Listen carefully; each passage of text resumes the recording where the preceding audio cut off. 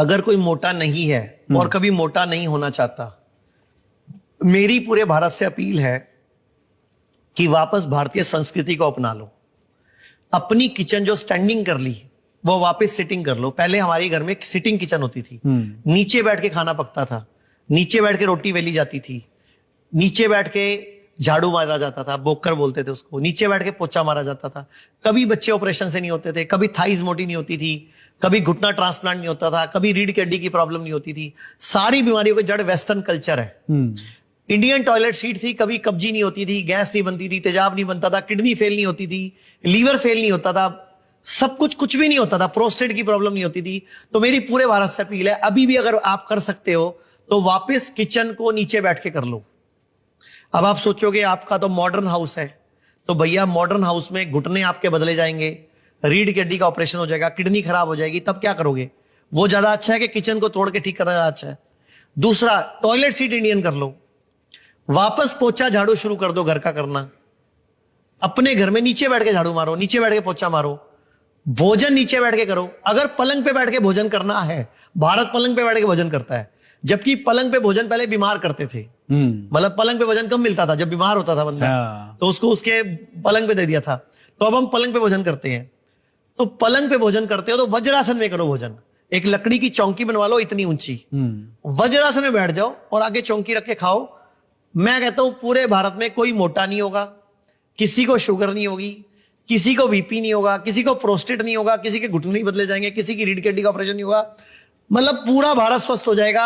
हॉस्पिटलों में खर्चा कम हो जाएगा, डॉक्टरों के पास जाना नहीं पड़ेगा, भारत सरकार का लाखों करोड़ बचेगा हर महीने हर साल। एक और काम कर सकते हैं, जो हमारा अंगूठे का नाखून है, अपने खाने की बाइट का साइज ये कर लो। अच्छा, 1 सेंटीमीटर बाय 1 सेंटीमीटर। मैंने बताया ना, खाने को पीना है, तो खाने की बाइट इतनी छोटी कर लो, इसको 32 बार चबाओ। अब आप बोलोगे इसमें सब्जी नहीं आती, तो इसको सब्जी में डाल लो, चम्मच से खा लो। मतलब सब्जी ज्यादा खाओ, दाल ज्यादा खाओ, आटा गेहूं मतलब और चावल कम खाओ। और एक और बात बोलना चाहूंगा, पुराने टाइम पे आप अपने घर पे पूछना, मम्मी पापा को, दादा दादी को, जो भी आपके घर में है, उनसे पूछना कि पुराने टाइम पे नव अन्न कोई नहीं खाता था।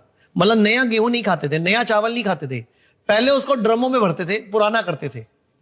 जैसे अभी गेहूं का सीजन है, गेहूं आया, हमने ड्रम में भर दिया, तो जो नीचे गेहूं होता था, नीचे एक छेद होता था, वो छेद बोलते थे पुराना गेहूं निकल आता था।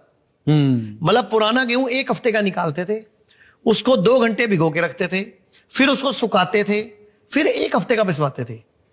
1 हफ्ते का क्यों पिसवाते थे? क्योंकि हफ्ते बाद उसमें कीड़े पड़ने शुरू हो जाते, सुसरी और कीड़े आ जाते थे। अब आजकल आप पिसा पिसा आटा लाते हो, एक तो नवन है, वो आप पिसा पिसा आटा लाते हो, नवन है, ठीक है, तो नवन एलर्जी करता है, ऑटो इम्यूनिटी करता है, कई तरह की बीमारियां पैदा करता है। और प्लस आटा लेके आ रहे हो, गेहूं नहीं ला रहे हो, उसमें कुछ केमिकल डाले गए हैं, प्रिजर्वेटिव, जो उसको खराब होने से बचाने के लिए डाले गए, लेकिन वो कैंसर कारक है, किडनी फेल कर रहे हैं, अस्थमा का पेशेंट बना रहे हैं आपको, लंग्स खराब कर रहे हैं, एलर्जी कर रहे हैं। अभी जो मार्केट में चावल आ रहे हैं वो भी धोखा है। जो चावल आप 50 रुपए, 60 रुपए, 70 रुपए किलो वाले ला रहे हो, वो असली चावल नहीं है। मतलब असली चावल तो है, लेकिन वो कैसे प्रोसेस हुए सुन लो।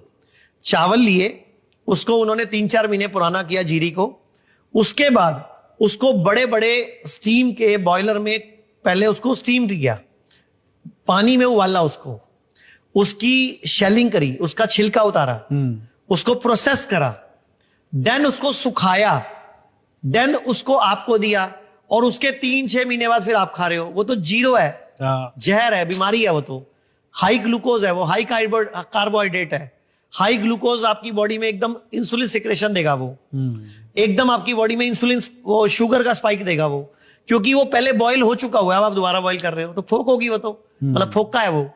अगर आपको चावल खाना है तो मार्केट में जो चावल खरीदते हो तो देखो ऊपर रॉ लिखा होना चाहिए, रॉ चावल। वो आपको 100, 125, 150 रुपए किलो मिलेगा, लेकिन वो नेचुरल है, उसको उबाला नहीं किया, उसको स्टीम नहीं किया गया, उसको मतलब शर्लिंग नहीं की गई, उसका सिर्फ हल्का सा छिलका उतार के सीधा आपको दे दिया गया। इसके अलावा ब्राउन राइस अच्छा है, रेड राइस अच्छा है, और रॉ राइस अच्छा है। और ब्राउन राइस, एक मार्केट में गोल्डन राइस आ रहा है आजकल, जो बिरयानी में यूज किया जाता है जी, उसको 6 घंटे उबाला जाता है, तो और खतरनाक है। मतलब जितना ज्यादा महंगा चावल करके बेचते हैं, लेकिन प्रोसेस्ड होगा, वो खराब होगा। अगर आपको चावल खाना है तो